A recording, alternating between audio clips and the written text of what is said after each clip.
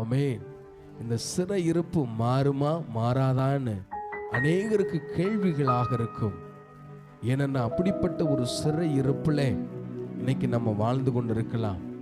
சிறை என்று சொன்னாலே இருள், சிறை என்று சொன்னாலே துக்கம், சிறை என்று சொன்னாலே சமாதானமே அங்க இருக்காது. ஒரு நிம்மதியற்ற வாழ்வு தான் சிறை. அல்லேலூயா. இன்னைக்கு அநேக பேர் சொல்லுவார்கள், நான் சிறையில் இருக்கிறது போல நான் வாழ்றேன் பாஸ்டர். என் வீடு சிறையாய் இருக்கு, என் வாழ்க்கை சிறையாய் இருக்கு. ஒவ்வொரு நாளும் இந்த சிறை இருப்பை என்னால் கடக்க முடியல. வியாதியின் சிறை இருப்பு, போராட்டத்தின் சிறை இருப்பு. அல்லேலூயா. இவை அனைத்திலிருந்தும் யார் நம்மை விடுதலையாக்குவான்னு கேட்டா கர்த்தர் நம்மளை விடுதலையாக்குவார். அல்லேலூயா. இரண்டு விதமான சிறைகள் உண்டு. ஒன்று, தேவன் ஒரு சிறையிருப்பை நமக்கு தருவார். அந்த சிறையிருப்பிலே நாம் காத்து தேவ சமூகத்தில் அமர்ந்திருப்போம் என்றால் அந்த சிறையிருப்பை கர்த்தர் திருப்பி தேவன் நம்மளை ஆசீர்வதிப்பார். இன்னொரு சிறையிருப்பு இருக்கு. அந்த சிறையிருப்பு நாமே நமக்காய் உண்டு பண்ணுகிற சிறையிருப்பு. அல்லேலூயா. இந்த நாளிலும் கூட இரண்டு சிறையிருப்பை குறித்து நம் அநேகருக்கு தெரிந்த வார்த்தை தான், பரிச்சயமான வார்த்தை தான், அநேக முறை கேட்ட வார்த்தை தான். ஆனாலும் மீண்டுமாய் கர்த்தர் இந்த வசனத்தை நம்மளை வாசிக்க கர்த்தர் கிருபை செய்வாராக. வேதத்தை திருப்பிக் கொள்வோம். யோபுவின் புஸ்தகம் 42வது அதிகாரம். யோபுவின் புஸ்தகம் 42வது அதிகாரம் 10வது வசனத்தை நாம் வாசிக்க கேட்போம். யோபு தன் சிநேகிதருக்காக வேண்டுதல் செய்தபோது கர்த்தர் அவன் சிறையிருப்பை மாற்றினார்.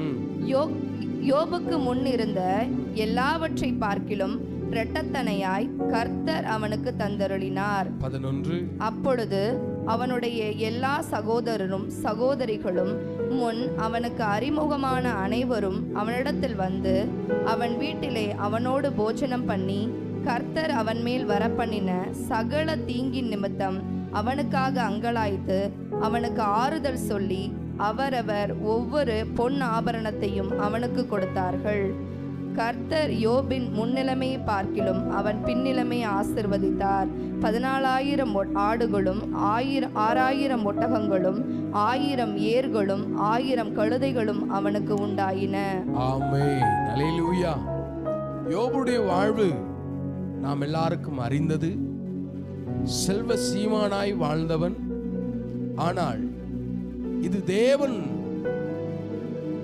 அவருடைய தீர்மானத்தின்படி, அவருடைய சித்தத்தின்படி இப்பொழுது அவனுடைய வாழ்விலே ஒரு சிறையிருப்பு, அவன் வாழ்ந்த காரியங்கள் நம்ம எல்லாருக்கும் தெரியும்.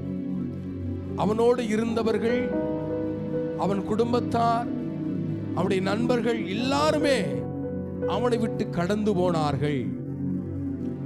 இந்த சிறையிருப்பு அவன் வாழ்விலே தனிமைப்படுத்தினது, துக்கத்தை கொண்டு வந்தது, வேதனையை கொண்டு வந்தது.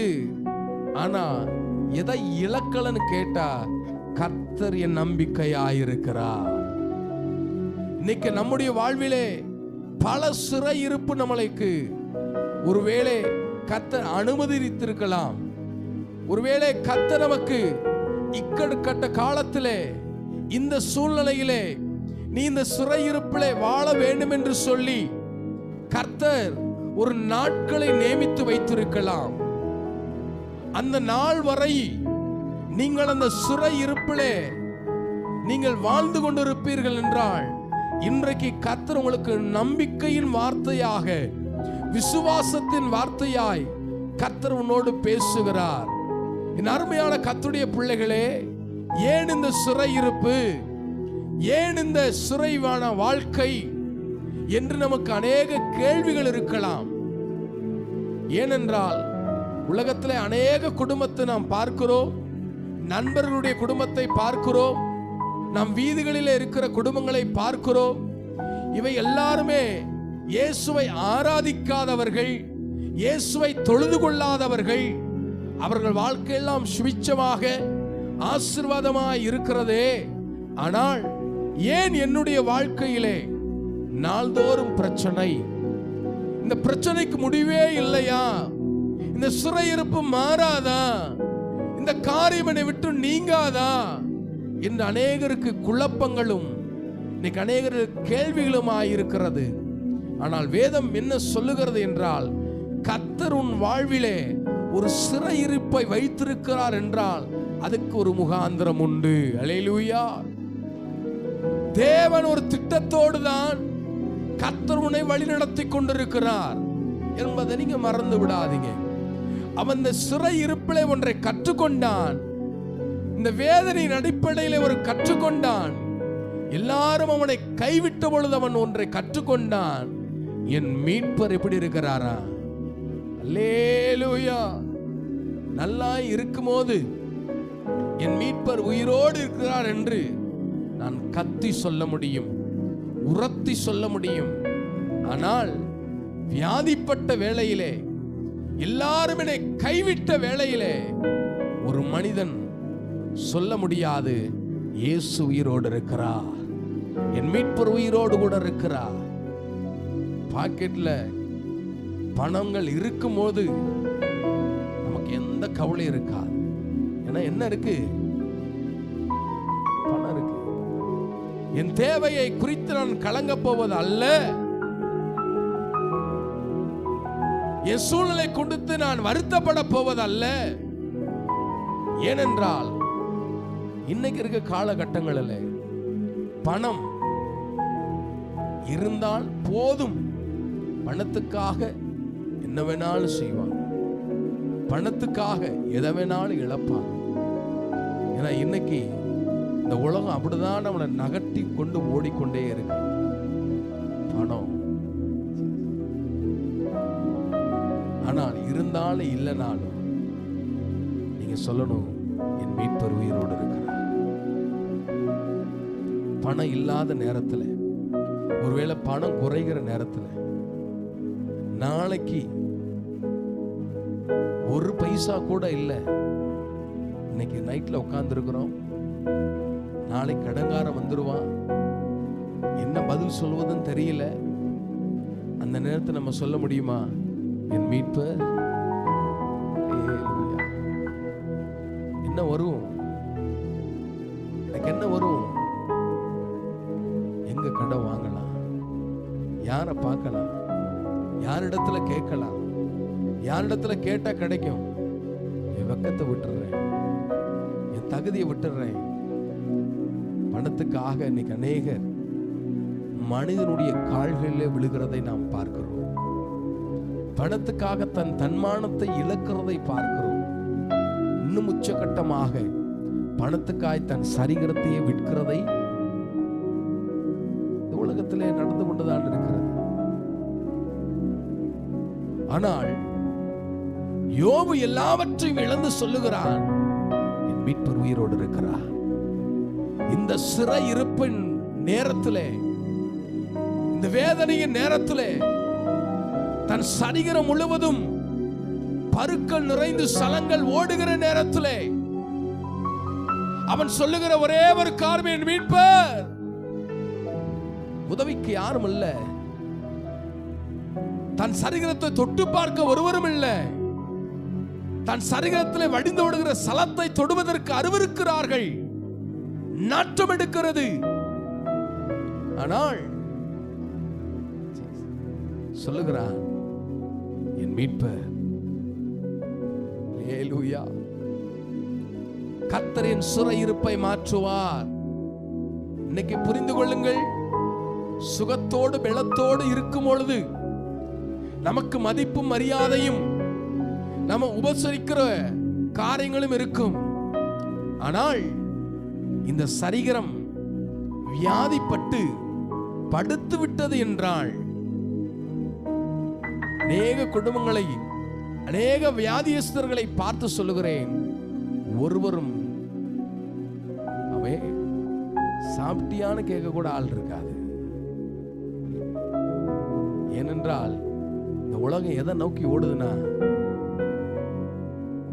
தனக்கு தேவை, தனக்கு எல்லாம் இருந்தா போதும், நான் சாப்பிட்டா போதும், மன்னா திருப்தியா இருந்தா போதும். ஹல்லேலூயா. யார் எப்படி வேணாலும் போலாம், நான் நல்லா இருக்கணும்.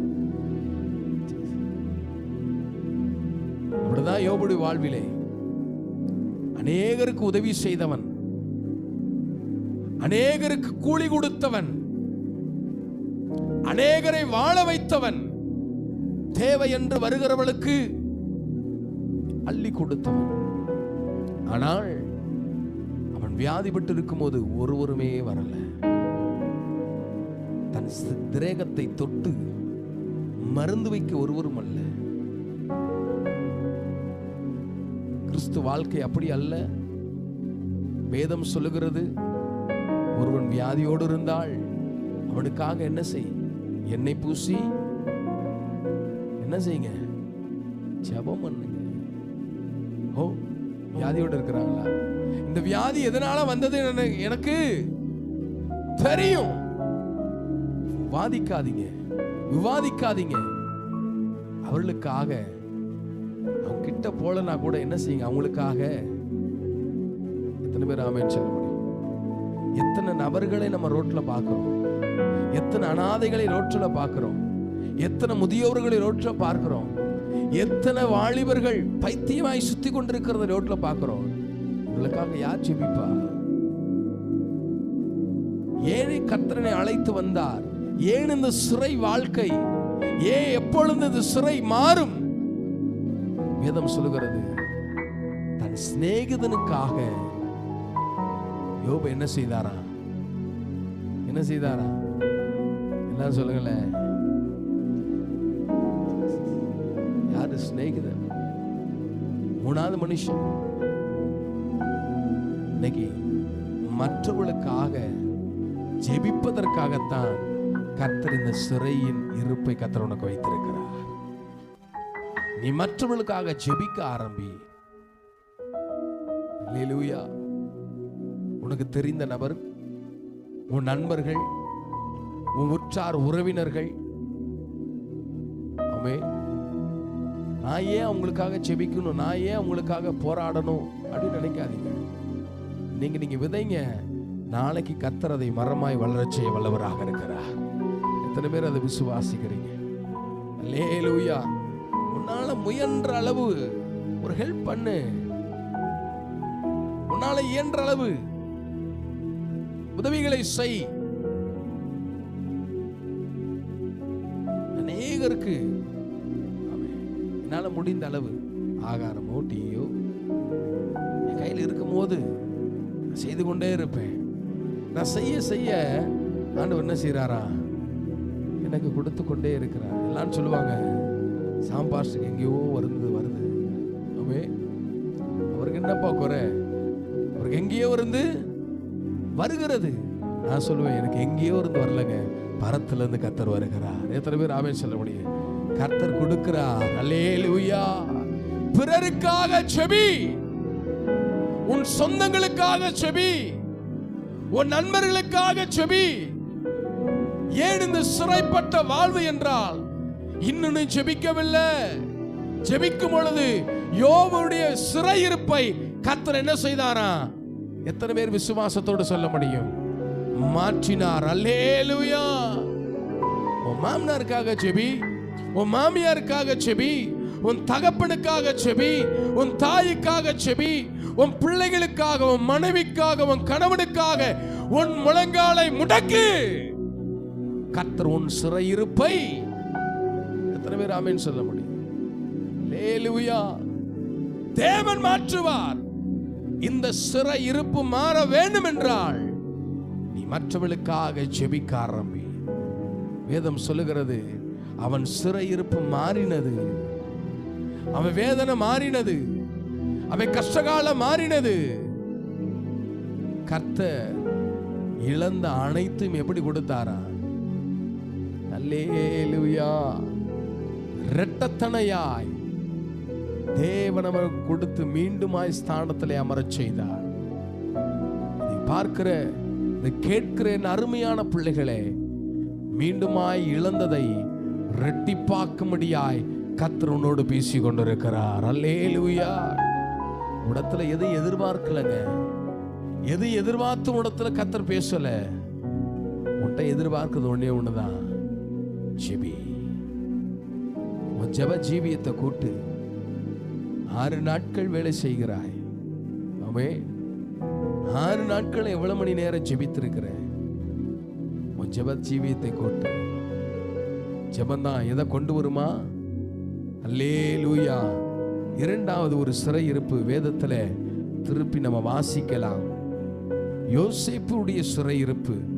சங்கீதத்தின் புஸ்தகம் 105வது சங்கீதம், சங்கீதத்தின் புஸ்தகம் 105வது சங்கீதம் 17வது வசனம் 18வது வசனத்தை வாசிக்க கேட்போம். அவர்களுக்கு முன்னாலே ஒரு புருஷனை அனுப்பினார். யோசேப்பு சிறையாக விற்கப்பட்டான். அவன் கால்களை விலங்கு போட்டு ஒடுக்கினார்கள். அவன் பிராணன் இரும்பில் அடைபட்டிருந்தது. அல்லேலூயா.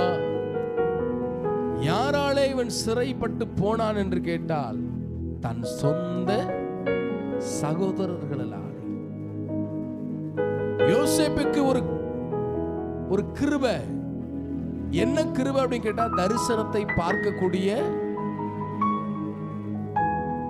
தரிசனம் அவனை பார்த்து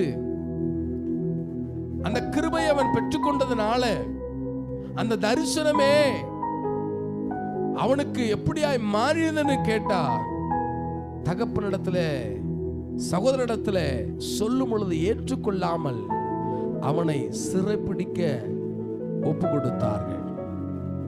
போர்த்திபால் வீட்டிலே தன் ஆசைக்கு இணங்கும்படியாக அவனிடத்திலே வந்தபொழுது அவன் விட்டு விலகி போனான். ஆகையினாலே அங்கு ஒரு சிறை இருப்பு. இந்த சிறை எப்படிப்பட்ட சிறை என்றால், ராஜாக்கு தீங்கு நினைத்த மனிதனுக்கு ஒரு பிரத்யேகமான ஒரு சிறை. மற்ற சிறையை போல அல்ல, இந்த சிறை மிக கொடியதான சிறை.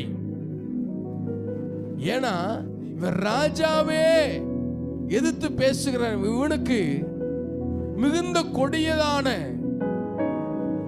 ஒரு இருள் நிறைந்த ஒரு சிறை. சிறை வாழ்க்கை. சிறைக்கு போனவர்கள் சொல்லுவார்கள், இவ்வளவு பெரிய கஷ்டமான வாழ்க்கை. போலீஸ்ட அடி வாங்கினவங்களுக்கு எல்லாம் தெரியும் அந்த அடியுடைய என்னமா வழி. நல்லா வாங்கியிருக்கேன். திரும்பி நிக்க வச்சு கிட்டத்தட்ட 1 மாசம் ஆனாலும் அந்த தொடையில, அந்த சதையில இந்த காய் என்ன செய்யாது, ஆறவே ஆறாது. ஹல்லேலூயா. நான் 4 முறை அடி வாங்கியிருக்கிறேன். அப்படியே ரணமா இருக்கும். ஒவ்வொரு பிரச்சனைகளுக்கு, ஒவ்வொரு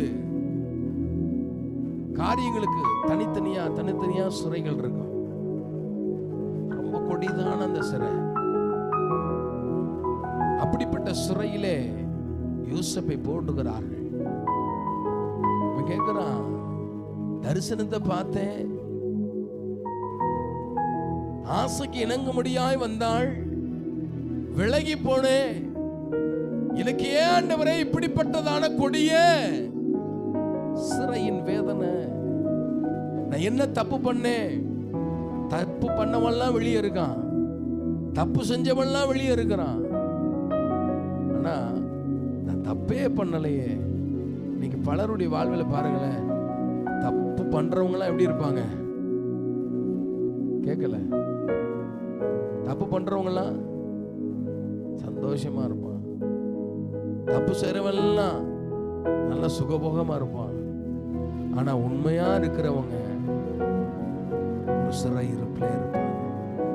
சொல்லுவான், என் கூடயே நீ என்ன செஞ்சிருக்கலாம், தப்பு பண்ணிருக்கலாம்ல, இப்ப பாரு எவ்வளவு வேதனை அனுபவிக்கிற அப்படிலாம் சொல்லுவாங்க. நீங்க சொல்லுங்க, இந்த சிறை இருப்பு என்னை தகுதிப்படுத்துவதற்காய் கர்த்தர் அனுப்பியிருக்கிறார். அல்லேலூயா. இவ்வளவு நாள் அவன் தரிசனத்தை மட்டும்தான் பார்த்தான். இப்ப சிறை இருப்பிலே என் தேவனை நோக்கி அவன் பார்த்து செபிக்கிற, ஆண்டவரே இந்த சிறை இருப்புக்கு என்னப்பா முகாந்திரம்? இந்த சிறை இருப்பை கண்டு அநேகரை பார்த்து கேலி பண்ணுகிறார்களே, ஒருவேளை நானும் தப்பு பண்ணி இருந்தால் அவர்களை போல இருந்திருக்கலாம் போல என்ற ஒரு எண்ணம் வந்திருக்கும். ஆனால் அந்த சிறை இருப்பிலே இயேசுவை நோக்கி பார்க்கும் பொழுது கர்த்தர் ஒரு கிஃப்ட கர்த்தர் கொடுக்கிறாரு, ஒரு ஆசீர்வாதத்தை கர்த்தர் கொடுக்கிறாரு. என்ன ஆசீர்வாதம்? இதுவரை தரிசனத்தை கண்டவன் இப்ப இந்த சிறை இருப்பிலே தரிசனத்துக்கு ஏற்ற விளக்கத்தை சொல்லும்படியா கர்த்தர் அவனை அபிஷேகிக்கிறார். அல்லேலூயா. எல்லா தரிசனத்தை பார்க்கறாங்க. சிறையில் இருக்கிறவனும் சரி, வெளியே இருக்கிறவனும் சரி, நான் அதை பார்த்தேன், இதை பார்த்தேன், இதை செஞ்சேன், எல்லா தரிசனத்தை பார்க்கறாங்க. இப்ப இந்த சிறைக்கு வந்ததுக்கு என்ன முகாந்திரம்? ஒருவேளை அவன் தகப்பனோடு இருந்திருந்தால் இந்த வரங்கள் அவனுக்குள்ளே கிரியை செய்திருக்காது. ஒருவேளை அவன் ஆடு மேய்த்து கொண்டிருப்பான் என்றால், ஒருவேளை தன் வீடுகளிலே இருந்திருப்பான் என்றால் இப்படிப்பட்ட வரங்கள் கிரியை செய்யாது. ஒரு சில நேரங்களிலே கர்த்தர் நம்மளை இந்த சிறை இருப்பின் வாழ்வதற்கு ஏன் அனுமதிக்கிறார் என்றால் வரங்கள் கிரியை செய்வதற்காக. எத்தனை பேர் ஆமென் சொல்ல முடியும்? ஆமென். ஏன் இந்த கண்ணீர்? இந்த கண்ணீர்ல தான்ப்பா ஒரு கிஃப்ட் இருக்கு. அல்லேலூயா. இந்த வேதனையில தான் ஒரு ஆசீர்வாதம் இருக்கு. அதனாலதான் அவன் சிறை இருப்பில் இந்த ஜெபிக்கும் போது இந்த ஆசீர்வாதத்தை பெற்றுக் கொள்கிறான். என்ன ஆசீர்வாதம்? தரிசனத்திற்கு விளக்கம். விளக்க யாராலும் கொடுக்க முடியாது. அதனாலதான் இந்த கிஃப்ட கர்த்தர் கொடுத்தது என்ன முகாந்திரம்? இந்த நாட்டு ராஜா ஒரு தரிசனத்தை கண்டிருக்கிறான், அதுக்கு விளக்கம் யாராலும் சொல்ல முடியல. இப்போ கர்த்தர் அவன் சிறை இருப்பை மாற்றுகிறார். அல்லேலூயா. ஒரு கிஃப்ட கொடுத்து கர்த்தர் திறக்கிறார். சொல்லுங்க, எனக்கு கர்த்தர் வல்லமையை கொடுக்க போகிறார். ஆமென். ஒரு ஆசீர்வாதத்தை கொடுத்து இந்த சிறை இருப்பை கர்த்தர் என்ன செய்ய போறாரா? மாத்துவான்னு சொல்றவங்க மாத்திரம் ஒரு அலையிலே சொல்லலாமா? நல்ல சத்தமா எத்தனை பேர் கிஃப்ட் பெற்றுக்கொள்ள போறீங்க? அல்லேலூயா. வரங்களை எத்தனை பேர் பெற்றுக்கொள்ள போறீங்க? இந்த சிறை இருப்பிலே கர்த்தர் தர போகிறார். இந்த சூழ்நிலையில கர்த்தர் தர போகிறார். இந்த வேதனையில கர்த்தர் தர போகிறார். இந்த கண்ணீரின் பள்ளத்தாக்களை கர்த்தர் தருவார். அல்லேலூயா. அநேகர் உங்களை பார்க்கலாம். உன் சிறை இருப்பு, வாழ்க்கை எப்படி இருக்கு பார்க்கலாம். உண்மையா இருக்கிறோம், ஆனா சிறை இருப்புல இருக்கலாம். நீங்க நம்புங்க, அதே கண்கள் பார்க்க போகிறது. அல்லேலூயா. கர்த்தர் இந்த சிறை இருப்பை மாற்றி அதிகாரத்துவத்திலே கர்த்தர் உட்கார வைக்க போகிறார். நடக்குவான்னு சொல்றாங்களா? ஒரு அலையில சொல்லலாமா? அல்லேலூயா. அவனிடத்துல வருகிறார்கள். ராஜா வருகிறார், மந்திரி வருகிறார்.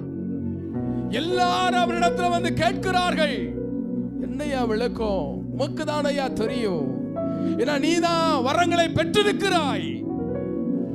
நீங்க நான் விசுவாசிக்கிறேன், உங்களிடத்துல கர்த்தர் கடந்து வர கர்த்தர் கிருபை செய்வார். அல்லேலூயா. சொல்லுங்க, அதிகாரிங்க வருவாங்க. நம்பலையா? ஆமென். சொல்லுங்க, என் இடத்துல அதிகாரி வருவாங்க. ஜெபிங்க பாஸ்டர் சொல்ல வருவாங்க. அம்மா எனக்கு ஜெபிங்கம்மான்னு சொல்லி வருவாங்க. சகோதரி எனக்கு ஜெபிங்கன்னு சொல்லி வருவாங்க. காரணம், கர்த்தருடைய வரங்களை கர்த்தர் எனக்கு கொடுக்க போகிறார். எத்தனை பேர் ஆமென் சொல்ல முடியும்? உண்மையா இருக்கிறல, உண்மையா இருக்கிறல கர்த்தர் பார்க்கிறார். எத்தனை பேர் ஆமென் சொல்ல முடியும்? எத்தனை பேர் நம்பிக்கையோடு சொல்ல முடியும்? உண்மை உள்ளவன் மேலே கர்த்தருடைய கிருபை கடந்து வர போகுது. தருவார்னு சொல்றவங்க மாத்திரம் ஒரு அல்லேலூயா சொல்லலாமா? நல்ல சத்தமா சொல்லுங்களேன். அல்லேலூயா. கிருபையாய் உனக்கு கிஃப்ட தர போகிறார்.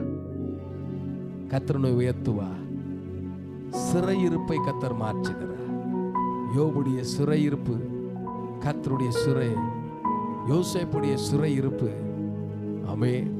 இது இரண்டும் கர்த்தர் அனுமதித்தார். அல்லேலூயா. கர்த்தரே அதை மாற்றி ஸ்தானத்தில் அமர வைத்தார்.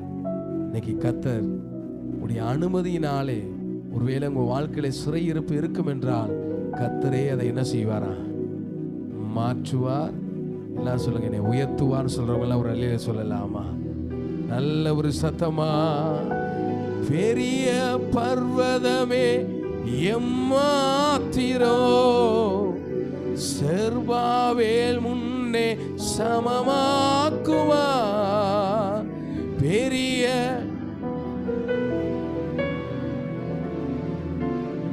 செர்பாவேல் முன்னே சமமாக்குவா.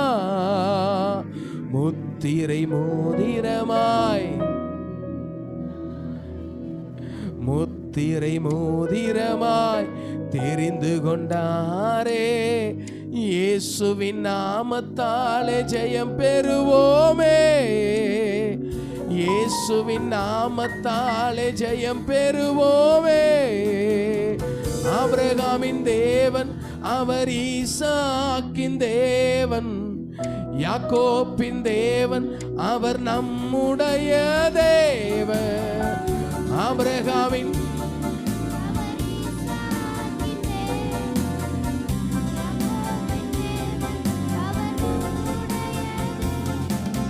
மலைகள் எல்லாம் வழிகளாக்குவார்.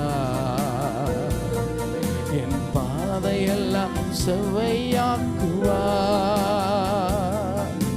மலைகள் எல்லாம் வழிகளாக்குவார்.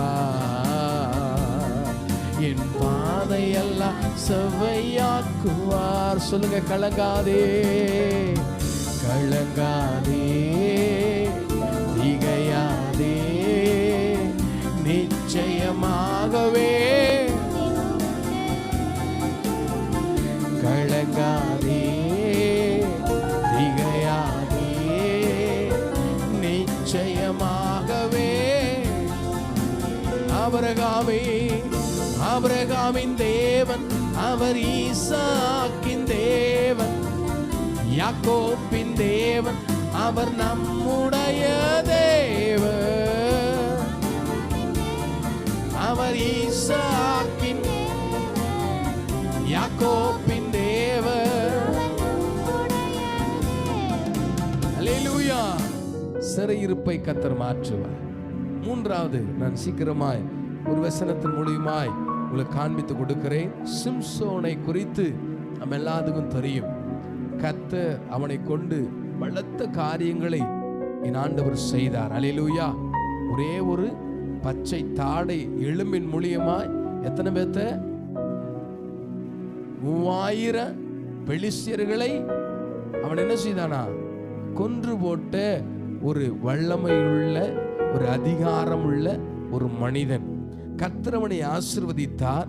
ஆனால் அவனுடைய வாழ்வில் ஒரு சிறையிருப்பு யாரால வந்ததுன்னு கேட்டா அவனாலே வந்தது. வாசிக்கலாம். நியாயாதிபதிகளின் புஸ்தகம் 16வது அதிகாரம்.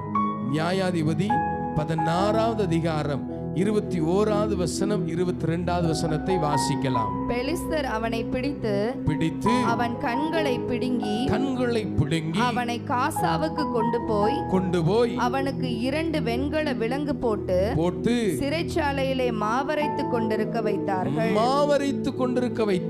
அவன் தலைமயிர் சிரைக்கப்பட்ட பின்பு திரும்பவும் முளைக்க தொடங்கிற்று. அல்லேலூயா. இங்கு தேவன் கொடுத்த ஆசீர்வாதங்களை, தேவன் கொடுத்த வரங்களை அவன் என்ன செய்தான் கேட்டா, வேசியின் இடத்திலே என்ன செஞ்சிட்டான்? இழந்து போனான். இன்னைக்கு அநேகருடைய வாழ்விலே வேசிகள் இடத்திலே, கர்த்தருக்கு பிரியமில்லாத காரியங்களிலே, கர்த்தருக்கு பிரியமில்லாத செய்கையிலே கடந்து போவதனாலே தன் வாழ்க்கையிலே தனக்கே சிறையிருப்பை உண்டு பண்ணிக் கொள்ளுகிறார்கள். இருக்க காலகட்டம் அப்படிதான். அல்லேலூயா. வேசியை பார்த்து மயங்காத எந்த மனிதனும் இல்லை. ஆனால் வேதம் சொல்லுகிறது, ஒரு பெண்ணை இச்சையோடு பார்த்தாலே விபச்சாரக்காரன். அல்லேலூயா. பாவம் செய்கிற ஆத்துமா அது சாகும். களவு செய்யாதே. களவினாலே என்ன வரும்? உனக்கு நீயே சிறையிருப்பை உண்டு பண்ணிக் கொள்ளுகிறாய். அநேக சூதாட்டங்கள் மறைமுகமாய் இன்னைக்கு அநேகர் வாழ்ந்து கொண்டிருக்கிறார். சூதாட்டம் எங்க கொண்டு போகுது? ஒண்ணு சிறைக்கு கொண்டு போகுது. இன்னைக்கு சூதாட்டத்தினாலே எத்தனை குடும்பங்கள் சிறையிலே அகப்பட்டு கொண்டிருப்பது என்பதை ஒவ்வொரு நாளும் செய்திகளின் வடிவாய் பார்த்து கொண்டுதான் இருக்கிறோம். உங்க கையில் இருக்கிற இந்த தொலைபேசி எதையெல்லாம் உங்களை பார்க்க வைக்கிறது, எதெல்லாம் உங்களை கேட்க வைக்கிறது என்பதை உங்களுக்கு சொல்ல வேண்டிய அவசியம் அல்ல. ஆனால் ஒன்றை புரிந்து கொள்ளுங்கள், நீங்களே உங்கள் வாழ்க்கையை, உங்க குடும்பத்தை, உங்க எதிர்காலத்தை சிறையிருப்புக்கு தள்ளாதீங்க. அதுக்கு உதாரணம் தான் சிம்சோ. பேசின இடத்திலே தன் ஆசீர்வாதத்தை இழந்து போனார். ஒரே கைகளிலே ஒரு பச்சை தாடை எடுத்து 3000 பெலிஸ்தியரை கொன்று தீட்டவன். ஆனால் தன் ஆசீர்வாதத்தை வேசினிடத்திலே இழந்து போனதனாலே அதே கையினாலே இப்ப எதை அரைத்து கொண்டிருக்கிறான்? மாவரைத்து கொண்டிருக்கிறான். தேவன் இந்த கரங்களை ஆசீர்வாதத்துக்கென்று பயன்படுத்த இந்த வலது கையை ஆசீர்வதிக்கிறார். ஆகையினால்தான் வசனம் சொல்லப்படுகிறது, உன் கையின் பிரயாசத்தை, இந்த பிரயாசத்தை உண்டு பண்ணினது தேவன். இந்த கை கர்த்தருக்காக உழைக்கணுமே தவிர ஒரு நாளும் வேசிக்காக, கள்ள பணத்துக்காக, கள்ள உறவுக்காக, கள்ள காரியங்களுக்காக ஈடுபட்டும் என்றால் இந்த கையினுடைய ஆசீர்வாதத்தை சீக்கிரத்திலே இழந்து போயிடுவாய். அல்லேலூயா. அற்புதங்கள் செய்த கை, தேவ வல்லமை நிரம்பின கை, இப்பொழுது அவன் சிறையிருப்பின் மூலியமாய் சிறையிலே அவன் மாவாட்டி கொண்டிருக்கிறான். அநேகருடைய வாழ்வு அப்படிதான். தேவன் கொடுத்த ஆசீர்வாதத்தை பெற்றுக்கொண்டு தேவனையே மறந்து அநேக ஜனங்கள், அநேக கர்த்தருடைய பிள்ளைகள் தனக்கே சிறையை உண்டு பண்ணி தன் வாழ்க்கையை சிறைக்குள்ளே வாழ்ந்து கொண்டிருக்கிறதை நாம் அறிந்து கொண்டிருக்கிறோம். கர்த்தர் எச்சரிப்பாய் சொல்லுகிறார். அல்லேலூயா. கர்த்தர் ஜாக்கிரதையாய் இருக்க கர்த்தர் சொல்லுகிறார். இனி வரக்கூடிய காலங்கள் மிக கொடிய காலங்கள். இயேசுவை போலவே வருவார்கள். உனக்கு எல்லாம் தகுதி இருக்குன்னு சொல்லுவாங்க. அல்லேலூயா. நீதான் சிறந்த மனிதன் என்று சொல்லுவார்கள். நீதான் இந்த குலத்துக்கே, எங்க நட்புக்கே நீதான் பெரியவன் என்று சொல்லுவார்கள். நம்பி விடாதே. வேதம் சொல்லுகிறது, கர்த்தருக்கு ஒத்தாசை வரும் பர்வதத்துக்கு நேராய் இந்த கண்ணை மாத்திரம் ஏறிடு. அல்லேலூயா. மனுஷனை உலகத்தை நோக்கி இந்த கண்ணு பார்க்கும் என்றார். வேதம் சொல்லுகிறது, அவன் கண்கள் என்ன செய்யப்பட்டது? என்ன செய்யப்பட்டது? வேசினிடத்திலே போன கண்கள், விபச்சாரத்துக்கு போன கண்கள், கள்ள பணத்துக்கு போன கண்கள், கெட்ட காரியத்துக்கு போன கண்கள், கர்த்தருக்கு பிரியமில்லாமல் போன கண்கள் என்ன செய்யப்பட்டது? பிடுங்கப்பட்டது. அல்லேலூயா. வேதம் சொல்கிறது, கண் வெளிச்சமாய் இருந்தால் சரீரம் முழுவதும் வெளிச்சமா இருக்கு. கண் இருளாய் போனுச்சுன்னா சரீரம் முழுவதும். அல்லேலூயா. இந்த கண்ணை கர்த்தர் நமக்கு கொடுத்திருக்கிறார். இந்த கண்ணை வெளிச்சமாய் இருக்க கர்த்தரை நோக்கி பாருங்கள். ஒத்தாசை வரும் பர்வதத்துக்கு நேராய் இந்த கண்ணை ஏறிடுங்க. அதை விட்டு விளக்காதீங்க. அதை விட்டு விளக்குனா கண் பறிபோயிரும். பெலிஸ்தியர்கள் கண்ணை பிடுங்கினார்கள், உன் கைகளை வெங்கலத்தினாலே போட்டு கட்டினார்கள். சிறையிருப்பில் இருந்து வாடுகிறான். ஐயோ, நான் செய்த பாவத்துக்காக தேவ சமூகத்திலே முறையிடுகிறான். மீண்டுமாய் தன் தலையிலே முடி வளர ஆரம்பித்தது. ஆனால் அந்த இடத்துல அவன் ஜெபிக்கிறான், ஆண்டவரே என்னை மன்னியும் என்று தேவ சமூகத்திலே முறையிட்டு ஜெபித்தார். அவன் உயிரோடு இருந்து செய்த அற்புதத்தை விட அவன் சாகும்போது கர்த்தர் மிகப்பெரிய ஒரு ஆசீர்வாதத்தின் எழுப்புதலை காண கர்த்தர் கிருபை செய்தார். ஹல்லேலூயா. இன்றும் ஒருவேளை இப்படிப்பட்ட ஒரு சிறையிருப்பு நமக்கே உண்டு பண்ணியிருப்போம் என்றால் தேவ சமூகத்திலே நீங்க ஜெபியுங்கள். நிச்சயம் இந்த சிறையிருப்பை கர்த்தர் மாற்றுவார். நிச்சயம் கர்த்தர் இந்த சிறையிருப்பை மாற்றி கர்த்தருடைய நாமத்தை உங்க மூலியமாய் மகிமைப்படுத்துவார்.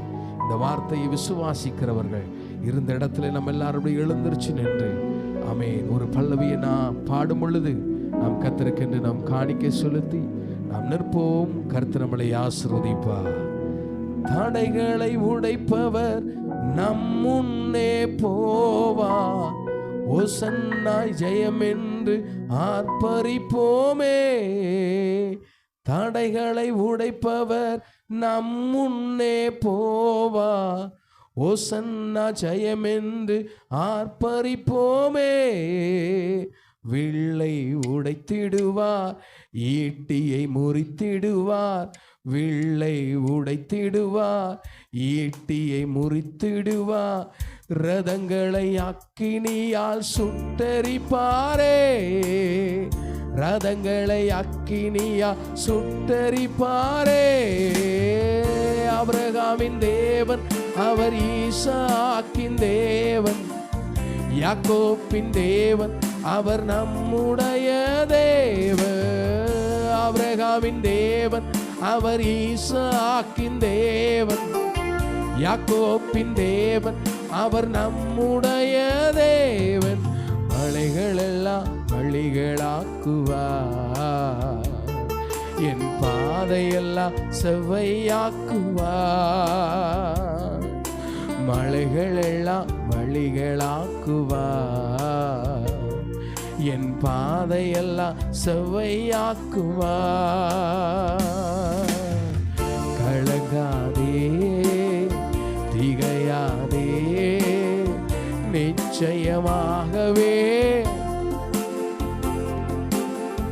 கலங்காதே, திகையாதே, நிச்சயமாகவே. ஆபிரகாமின் தேவன் அவர் ஈசாக்கின். யாக்கோப்பின் தேவன். ஆபிரகாமின் தேவன்